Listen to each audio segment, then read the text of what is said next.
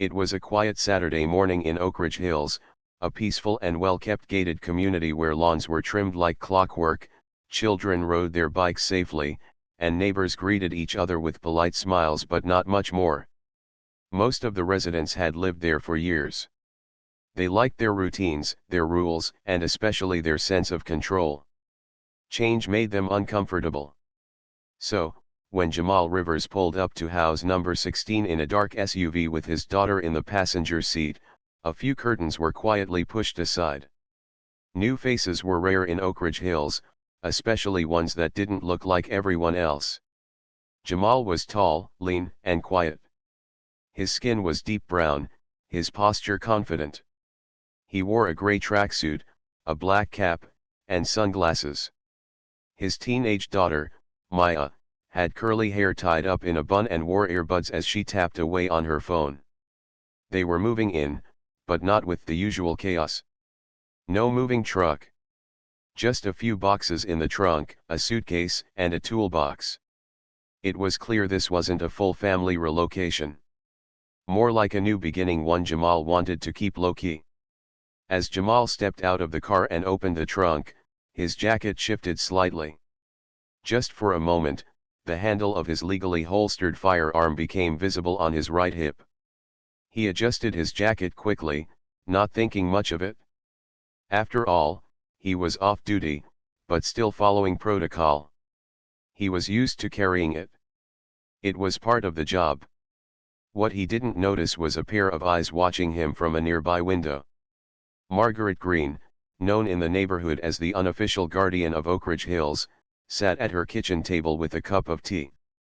She was in her late 60s, silver-haired, and always alert. She had lived in the neighborhood for 22 years, ever since her husband passed away. She liked to believe she knew everyone and everything that happened in Oak Ridge Hills. When she saw Jamal lift his jacket and catch a glimpse of what looked like a gun, her heart skipped. Her mind raced. A man with a gun? On our street? And no moving truck? No introduction? No email to the HOA? She stood up quickly, moved to the front window, and peeked through the curtains. Her eyes narrowed. She didn't see any police badge or uniform, just a man in a tracksuit, with a teenage girl and a serious expression. Her thoughts weren't just of safety, they were of control. Of knowing what didn't belong. To her, something felt off. Something didn't feel normal. She picked up her landline and dialed 911.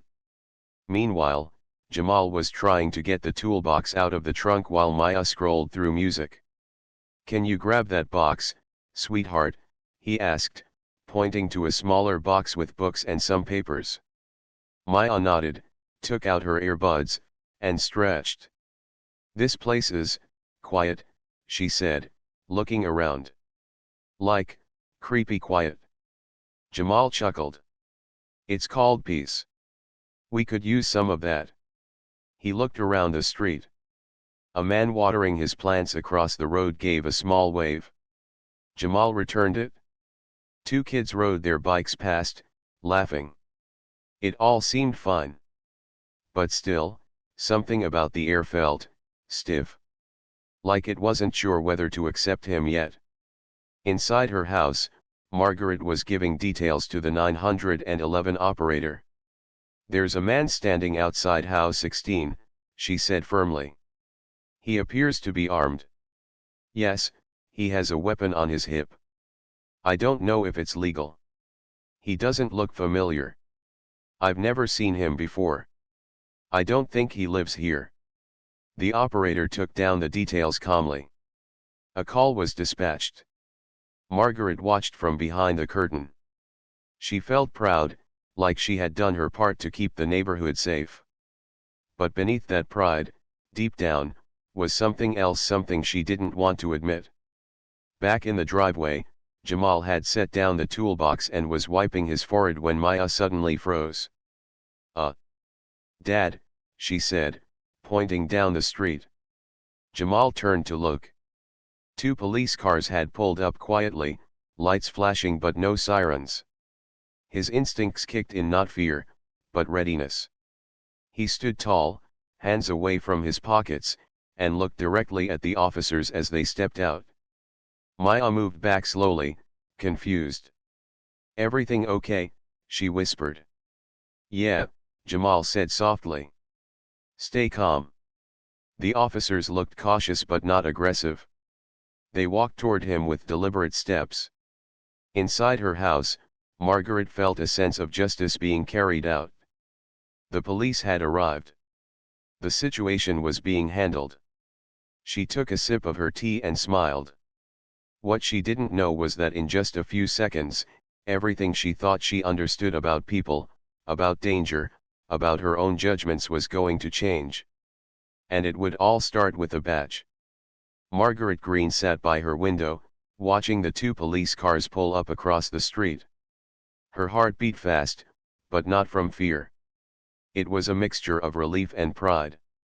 She had done what she thought was right. The neighborhood would be safe now. She thought of herself as the protector, the person who kept Oak Ridge Hills calm and orderly. As she dialed 911 earlier, she remembered the moment she saw Jamal Rivers. A man she didn't know, standing outside a house, adjusting his jacket with something shiny on his hip. She didn't see a uniform, no badge. To her, it looked like a gun. A man with a gun in a quiet neighborhood was a threat. She could not ignore it. Margaret's voice was calm but firm as she explained the situation to the dispatcher. "There's a man standing outside house 16. He has a gun on his hip. I don't know if it's legal. He doesn't look like he lives here. I've never seen him before. It doesn't feel right." The dispatcher responded softly, "Okay, ma'am. Help is on the way. Can you tell me if the man is acting threatening or aggressive?" Margaret hesitated. "No. Not really. He's just standing there. But with a gun, who can be sure? It's better to be safe than sorry." She added quickly, "I'm worried about the safety of the neighborhood." At that moment, Jamal was busy putting away the last box. Maya stood by the door, listening to music but now sensing something strange in the air. Jamal noticed the flashing lights and two police officers stepping out of their cars. He straightened up and walked toward them, hands visible. His calm voice broke the silence. "Good morning, officers." The taller officer, a white man named Officer Collins, nodded. "Morning. You live here?" "Yes, I just moved in today," Jamal replied smoothly. "I'm Jamal Rivers." "Okay, Jamal. We got a call about someone with a gun on the street here." Jamal smiled gently. "That would be me. I'm an off-duty police officer. I carry my firearm legally and follow all the rules." He reached inside his jacket and pulled out a small badge clipped to his belt. The other officer, a woman named Officer Kim, looked surprised. "Sir, you're a cop?" Jamal nodded. "Yes. I just transferred to this precinct. I'm still settling in." Maya watched the scene carefully from the porch steps. She felt proud of her father but also worried. She could see the surprise on the officers' faces. It wasn't what they expected. Officer Collins lowered his voice slightly. "Sorry, Jamal. We didn't know. We had a call about a man with a gun acting suspiciously." Jamal nodded understandingly. "I get it," he said calmly. "It happens more often than you think." Back inside her house, Margaret sat down slowly. She had been watching everything through the curtains. Now she felt a mixture of emotions. On one hand, the police had come quickly. On the other hand, the man they spoke with was not a threat at all. He was one of their own. Margaret's mind raced. How could she have been so quick to judge? Was it the gun? Or was it something else? Margaret thought about her own life. She was raised in a small town, taught to be careful, to look out for danger. But she also knew the world was changing fast. The people around her were different than when she was young. But still, Something inside her tightened every time she saw a black man with a gun, even if he was a police officer. She felt ashamed but also confused. Meanwhile, Jamal turned back to his daughter and smiled. "Come on, Maya. Let's finish unpacking." Maya smiled back but kept looking toward the street, still uncertain. "Dad, do you think that lady called the police because of you?" Jamal sighed. "Maybe. Sometimes people judge without knowing the whole story." Maya frowned. "That's not fair." Jamal put a hand on her shoulder.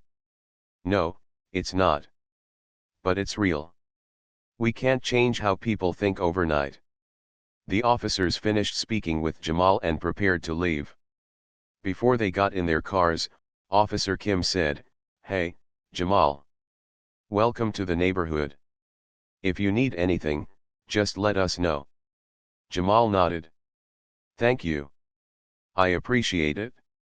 The officers got into their cars and drove away, leaving the street quiet once again. Margaret sat alone in her kitchen, the quiet settling around her. The tea in her cup had gone cold. Her thoughts kept returning to Jamal Rivers. The man with the gun who was no threat. The man she had never met before but had judged too quickly. She realized the world was more complicated than her neat little neighborhood.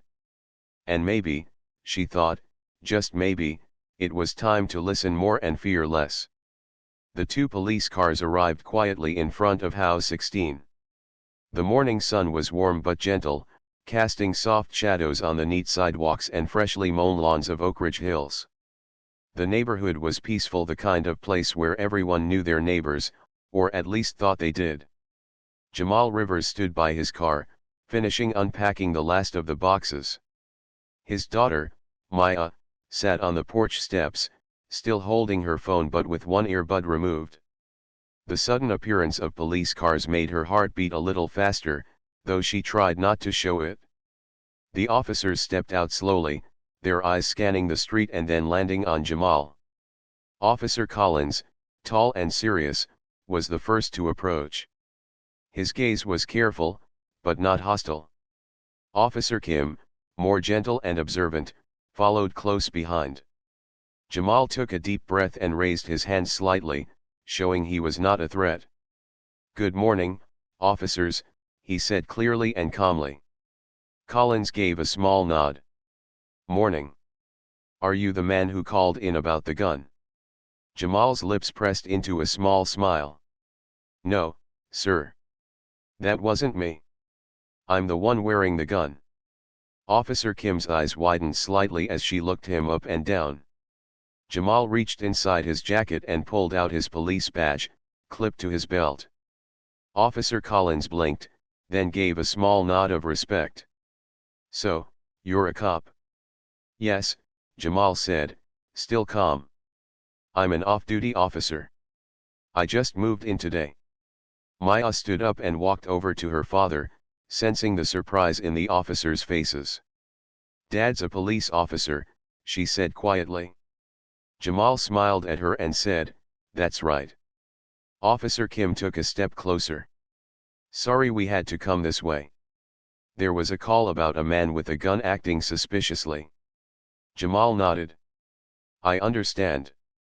It happens more often than you might think." The officers exchanged looks and relaxed a little. Meanwhile, across the street, Margaret Green watched the scene from behind her curtains. Her heart was pounding. She had been sure that Jamal was a threat. But now, seeing him calmly showing his badge and talking respectfully with the officers, she felt something shift inside her.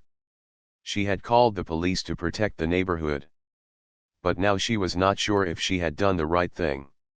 Her hands trembled slightly as she sipped her cold tea. Jamal spoke softly to the officers. "I'm here with my daughter. We're just getting settled." Officer Collins looked toward Maya and nodded. "You must be proud." Maya smiled shyly. "I am. Dad works hard." Officer Kim glanced back at Jamal. "Do you have any questions about the neighborhood? Any concerns?" Jamal thought for a moment. It's quiet. Too quiet, maybe. I'm not used to this kind of silence after years in the city. The officers laughed softly. You'll get used to it, said Collins. But if you ever need help, just call us, added Kim. As the officers returned to their cars, Jamal felt a mixture of relief and frustration. He was relieved the situation had ended peacefully, but frustrated that it had happened at all. Maya took his hand. Dad, why did that lady call the police? Jamal sighed. Sometimes people see what they expect, not what's really there. It's about fear. Fear of the unknown. Maya frowned. That's not fair. No, it's not, Jamal agreed. But we can't change everyone's mind overnight. Margaret sat alone in her living room. The image of Jamal holding his badge stayed in her mind. She thought about her own life, the stories she had heard growing up, the lessons she had learned about safety and danger. Was she scared of Jamal because of his skin color? She felt a wave of guilt wash over her. Could she admit it? Could she change? Later that day, Jamal and Maya unpacked boxes quietly. The neighborhood returned to its calm normal. But something had changed. The day a man was mistaken for a threat, only to be recognized as a protector, left an invisible mark on Oak Ridge Hills. And on the hearts of those who watched. The morning light grew softer as Jamal and Maya finished unloading the last boxes into the house. The quiet neighborhood of Oak Ridge Hills seemed to breathe around them, peaceful but with an unspoken tension lingering in the air. Jamal took a deep breath and stepped onto the porch, looking down the street. The officers had left, and everything was still calm. But something inside him felt unsettled. The way the police had arrived quickly, cautiously reminded him of a reality he could not ignore. Maya was by his side, her face thoughtful. Dad, she said quietly, why did they look at you like that? Jamal smiled gently but his eyes were serious. Because, Maya, sometimes people see what they want to see, not what is real. They judge before they understand. Maya nodded, but it was clear she didn't fully understand yet. Across the street, in her living room, Margaret Green sat in her favorite chair, staring out the window. Her heart was heavy. The image of Jamal, calm and professional, holding his badge and explaining himself, played over and over in her mind. She had called the police because she was scared. But was she scared of Jamal, or was it something else? Margaret thought back to the moment she first saw him. A black man in her quiet neighborhood, wearing what looked like a gun. Her fear had turned quickly to suspicion. She closed her eyes and felt a tear slip down her cheek. It was hard to admit, but she knew the truth. She had judged him by his skin. Meanwhile, Jamal unpacked a small box of personal things in the living room. Maya sat at the table, drawing quietly. Suddenly, there was a soft knock at the door. Jamal opened it to find a young woman standing on the porch. She smiled nervously. Hi, I'm Lisa, she said. I live 2 houses down. I just wanted to welcome you to the neighborhood. Jamal smiled warmly. Thank you, Lisa. That's very kind. Lisa glanced toward the street. I heard what happened this morning. I'm sorry you had to go through that. Jamal nodded. It's okay. It's part of life. But I hope things get better. Lisa's smile grew. I'm sure they will. If you ever need anything, just knock. She waved and walked away. Jamal closed the door and looked at Maya. See? Not everyone thinks the same. Maya smiled faintly. Later that afternoon, Jamal decided to take a walk around the neighborhood. He wanted to see the place he now called home with fresh eyes. As he walked, some neighbors nodded or smiled politely. Others glanced away quickly. At one point, he stopped to help an elderly man lift a heavy bag into his house. The man thanked him with a grateful smile. Jamal felt a small warmth inside. Maybe Oakridge Hills was ready to accept him. But then, as he passed Margaret's house, he saw her looking at him from the window again. This time, her eyes held something new, curiosity mixed with regret. That evening, Jamal and Maya sat on the porch, watching the sun set behind the trees. The air was cool and peaceful. Maya spoke first. "Dad, do you think people will ever stop judging us like that?" Jamal looked at her, his face kind but tired. "I hope so, Maya.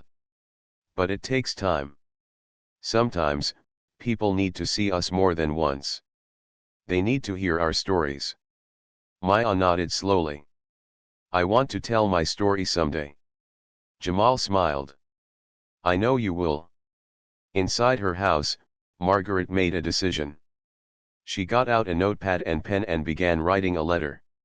It wasn't easy. The words felt heavy. But she wrote anyway. "I was wrong to judge you without knowing you," she wrote.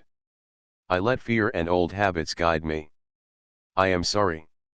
She signed the letter simply, Margaret. She planned to leave it at Jamal's door the next day. As night fell, the neighborhood grew quiet.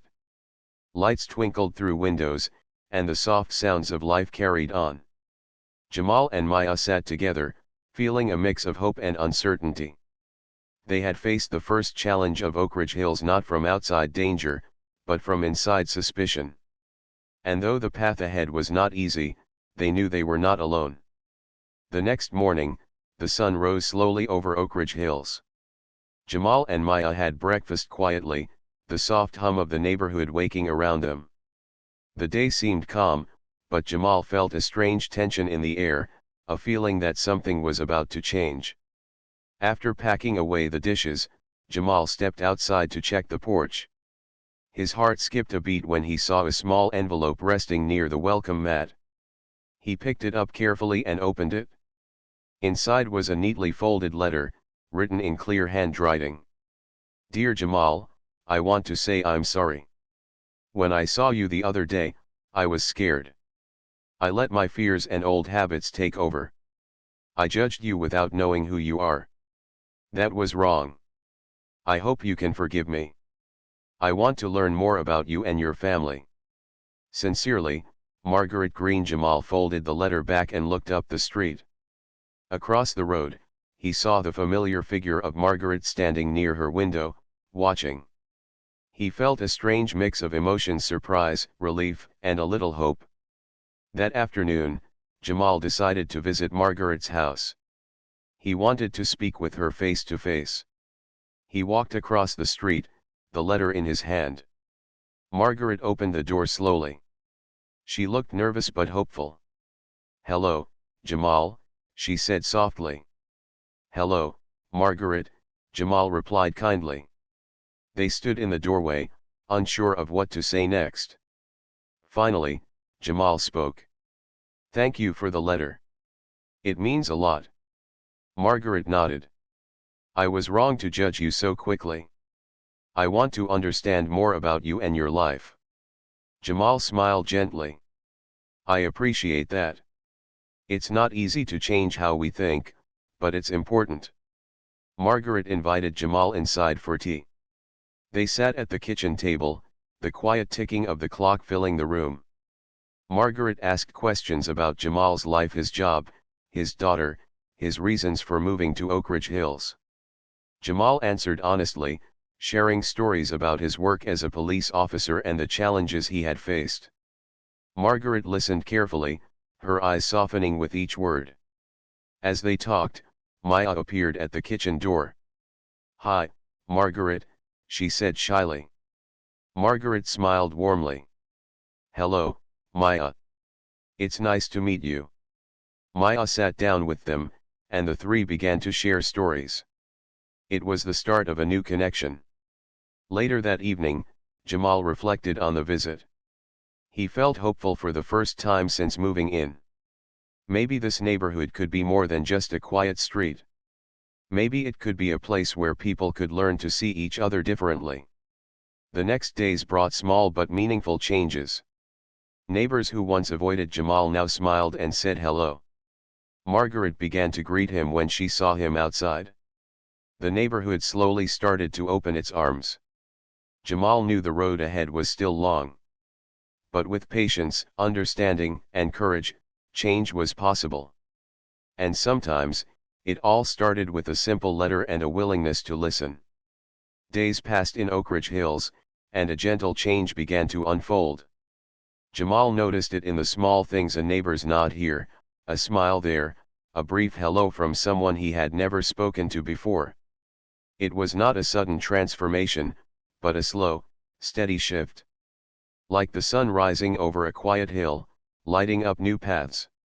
One morning, Jamal and Maya were outside, tending to the small garden they had started to plant in their backyard. Maya carefully placed a seedling in the soil, and Jamal watered the young plant. A voice called from the fence next door. "Need some help?" said Lisa, the young woman who had welcomed them earlier. Jamal looked up and smiled. "Thanks, Lisa. We're just getting started." Lisa walked over and introduced herself again. "I thought you might like some tips. I've been gardening here for years." Together, they talked about flowers and vegetables, and soon, other neighbors came by, curious to see what was growing. Margaret Green also joined them, carrying a small pot of flowers. "I thought this might brighten your yard," she said, handing the pot to Jamal. He accepted it warmly. "Thank you, Margaret. That's very thoughtful." Margaret smiled softly, a little shy. "It's a start." As the weeks went by, the garden grew, and so did the friendships. Jamal found himself invited to neighborhood gatherings, barbecues, and casual chats on warm evenings. Maya made new friends her age, laughing and sharing stories as they played in the street. One afternoon, Jamal received a call from his police department. He was needed for a meeting about community relations and safety programs. It was an opportunity he wanted to use to help Oak Ridge Hills. At the meeting, Jamal spoke about the importance of trust between officers and residents, and how fear and misunderstanding could be overcome by connection and respect. His words were honest and clear, coming from his own experience. Back home, Jamal shared the news with Maya. "I want to help make this place safer and friendlier," he said. Maya nodded proudly. "You already are, Dad." Margaret watched from her window as Jamal walked through the neighborhood, talking and smiling. She felt a new respect for him, and a hope that her own fears could be replaced by understanding. She had learned that sometimes, courage was not just about bravery in the face of danger, but the courage to admit mistakes and open one's heart. One evening, the community gathered in the park for a small celebration. There was music, food, and laughter. Jamal was invited to speak. He stood before the crowd and said, "We are all neighbors, no matter where we come from or what we look like. When we take the time to know each other, we can build a stronger, kinder community." The crowd applauded warmly. Margaret approached Jamal after the speech. "Thank you," she said simply. "For what?" Jamal asked. "For helping us see beyond fear." Jamal smiled. "That's what neighbors do." As the night grew quiet, Jamal and Maya sat on their porch, looking at the stars. Maya whispered, "Do you think this is home now?" Jamal smiled, squeezing her hand gently. "Yes, Maya. It is." The story of Jamal Rivers and Oak Ridge Hills was no longer one of suspicion and fear. It was a story of connection, courage, and change. And it was only just beginning. The days in Oak Ridge Hills continued to grow warmer as summer approached. The neighborhood felt alive with new energy. Jamal and Maya had settled comfortably into their home, their small garden blooming brightly in the sunlight. What once was quiet and uncertain now buzzed with soft laughter, friendly greetings, and the simple joy of community. One afternoon, Jamal stood outside, checking the mailbox. As he opened it, he found a brightly colored invitation addressed to him and Maya. It was from the neighborhood association. Inside, a note read, you are warmly invited to the Oak Ridge Hills annual picnic a day to celebrate friendship and community. We hope to see you there. Jamal smiled, feeling a deep sense of belonging. This invitation symbolized how far the neighborhood had come since his arrival. That weekend, the picnic was held at the local park. Families gathered with blankets and baskets, children ran and played, and neighbors shared food and stories under the clear blue sky. Margaret Green was there, carrying a plate of homemade cookies. She spotted Jamal and Maya and walked over with a warm smile. "Jamal, Maya, I'm so glad you came," she said. Maya grinned. "We wouldn't miss it?" Margaret nodded. "I just want to say thank you for your patience and kindness. You've helped us all see something new." Jamal looked at her kindly. "And you took the first step by reaching out. It means a lot." The picnic was filled with laughter and music. Jamal found himself surrounded by neighbors who once kept their distance, now eager to know more about him and his family. People asked questions, shared their stories, and listened with open hearts. For Jamal, it was a moment of true connection. As the sun began to set, the community gathered around a small stage where Jamal was invited to speak. He cleared his throat and looked out over the crowd. "Thank you all for welcoming me and my daughter into this neighborhood. Moving here was a big step for us, not just because of the new house, but because of the chance to build something new together." He paused, his voice steady. "We all come from different places and backgrounds, but that doesn't mean we cannot find common ground. Respect, kindness, and understanding can bring us closer than we ever imagined."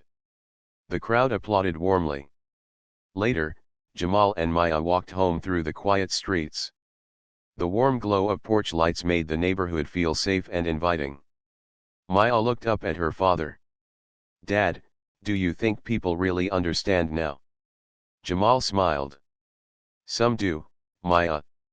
And others are on their way." She nodded. "I want to help them see, too." Back at home, Jamal sat by the window, thinking about the journey they had been through. From the first day, when fear and misunderstanding had clouded everything, to now, when hope and friendship were growing. He knew there would still be challenges. Changing hearts and minds took time. But he also knew that courage was not just in facing danger, it was in reaching out, in forgiveness, and in believing in a better future. The letter Margaret had written was only the beginning. It had opened a door. Behind that door was a neighborhood willing to grow, to listen, and to change. Jamal felt grateful to be part of that. Maya entered the room, holding a small flower from their garden. "Look, Dad. It's beautiful." Jamal took the flower and smiled. "Just like this neighborhood." They sat together quietly, the flower a small symbol of new life, new hope. In the days that followed, Jamal's work as a police officer took on new meaning. He organized community events, helped create programs to bring neighbors together, and continued to build trust between the police and the people they served. Oak Ridge Hills was no longer just a place on a map. It was home. A home where people saw each other for who they truly were, not strangers, but friends. And as the seasons changed, so did the hearts of the community. A simple call, a letter, a garden, and a picnic had blossomed into something beautiful. A new beginning.